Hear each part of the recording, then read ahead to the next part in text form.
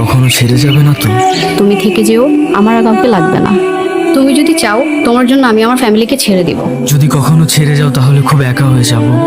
ধুর, এসব বলবা না তো, আমার একদম ভাল লাগে না এসব, অনেক রাগ লাগে কিন্তু। ঠিক আছে, কখনো বলবো না। হ্যালো।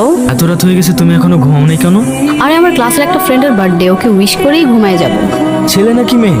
আরে আমার ক্লাসের একটা ছেলে ফ্রেন্ড, ওকে বার্থডে উইশ না করলে ও রাগ করবে। আমাদের রিলেশনের 4 বছর হয়ে গেছে, কখনো তো দেখলাম না আমার জন্য রাত 12টা পর্যন্ত গেছো। জানার মতো একটা ছেলে আছে নীরব নামে, সেটা তো তোমার ভাই, তোমরা তো একই ক্লাসে পড়ো। আরে ও আমার ক্লাসের একটা ফ্রেন্ড, উল্টাপাল্টা ভাবতেছো কেন? ও উইশ করছিল এই জন্য আমি উইশ করছি, আর তো কিছু না।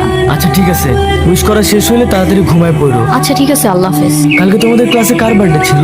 আমার ফ্রেন্ড রায়হানের তুমি ঐশীর কি হও? Best friend. আর রায়হান ঐশীর কি হয়? ওরা তো গার্লফ্রেন্ড বয়ফ্রেন্ড। শিব নামের কাউকে চিনো? ঠিক আছে, শুনছি ওখানে তোর বড় ভাই। ঠিক আছে থাকো, যাই। আমি তোমাকে মন থেকে অনেক ভালোবাসি, কিন্তু কিন্তু তুমি এতটা নিচু হবে কখনো আশা করি নাই। কি কমতি ছিল আমার? তুমি তোমার ক্লাসমেটের সাথে রিলেশনে যাবে, তুমি কি করে ভাবলে? আমি জানো না, তোমার চোখের প্রতিটা ফোঁটা পানি তোমার জীবন একসময় কাল হয়ে দাঁড়াবে। আমার ভুল হয়ে গেছে, আমি এমনটা করতে চাইনি, প্লিজ বিশ্বাস করো আমাকে একটু। আমি আমার লাইফে আর কখনো রাখতে চাই না। আজকে থেকে তুমি আমার লাইফে মৃত।